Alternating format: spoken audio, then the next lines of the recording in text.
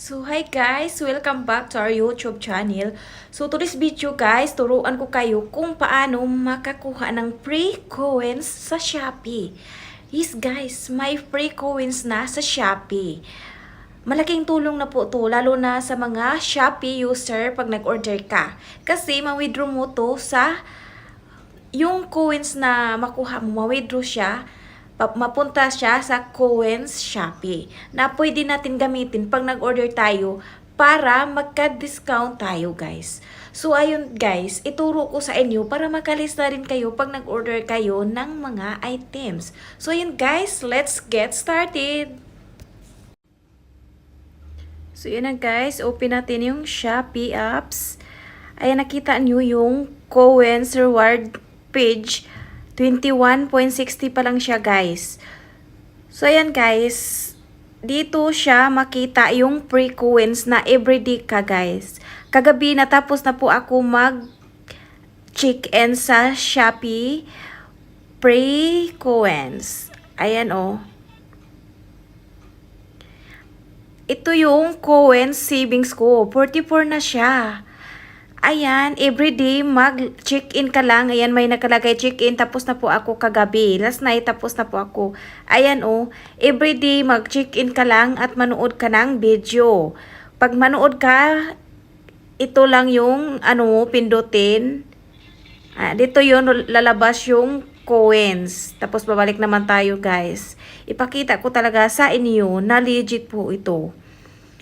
Ayan, kung mag-upload ka ng videos dito sa Shopee, may makuha ka rin na coins. Pag may mag-like sa'yo, sa akin isang likes pa lang kasi bago pa lang ako dito sa Shopee. Bago ko pa lang siya nalaman na meron pala dito na maka-free coins na guys. Ayan o, basahin lang nyo dito na free coins in Shopee. So yan na guys, ipakita ko sa inyo na ma-withdraw talaga tong 44. Ayan, tingnan natin dito ha. Yung coins ko, 21.60. I-withdraw ko yung, yung savings ko na coins. Dito lang i-withdraw. May choices dyan. 1 piso po ito, 5 piso, 10 peso. So, may 44 coins ako. So, ito yung pindutin ko. Isang bisis lang po sa isang araw mag-withdraw. Ayan, pindutin yung 30 yung i-withdraw ko kasi yun lang ang sapat na balance. So withdraw, pindutin na natin ang withdraw. So ayun, ito na lang yung 14 coins ko, pero hindi ko pa siya ma-withdraw ngayon kasi kaka-withdraw ko lang. Ayan guys, may record tayo dito oh. Ayan, na-withdraw na 30, tapos naka-withdraw ako ng 5, tapos naka-withdraw ako ng 10 peso, 5 peso, 5 peso, so 55 peso yung na-withdraw ko lahat. So ayan guys, tingnan natin dito. Dito po siya darating yung na-withdraw natin. Dito lang siya makita. So, ayan guys, yung 21.60 ko guys, naging 51.60.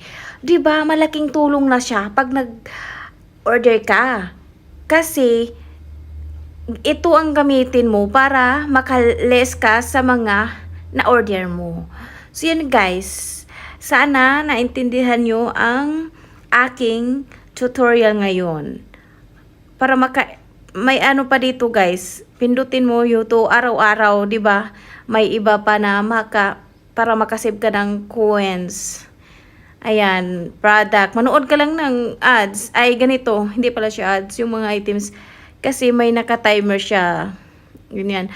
Ubusin mo lang yung timer para makuha yung coins. Kahit pa paano guys, everyday ka talaga, gawin mo to everyday para makaipon ka ng coins. Kasi malaking tulong na po talaga siya guys.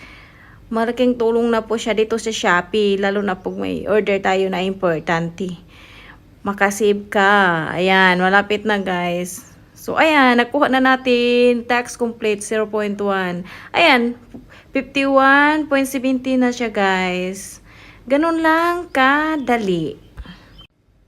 So, ganun lang talaga guys, kabilis earn ng coin sa Shopee.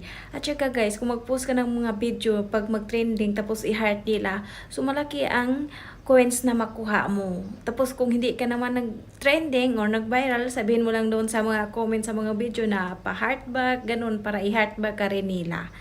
So yun na guys, sana na intindihan nyo ang aking tutorial about sa free coin sa Shopee. And guys, kung bago ka pa dito sa YouTube channel ko, don't forget to like, comment, and subscribe, and click the notification bell para mag-notify ka sa mga bago kong video. And guys, thank you for watching. Bye everyone!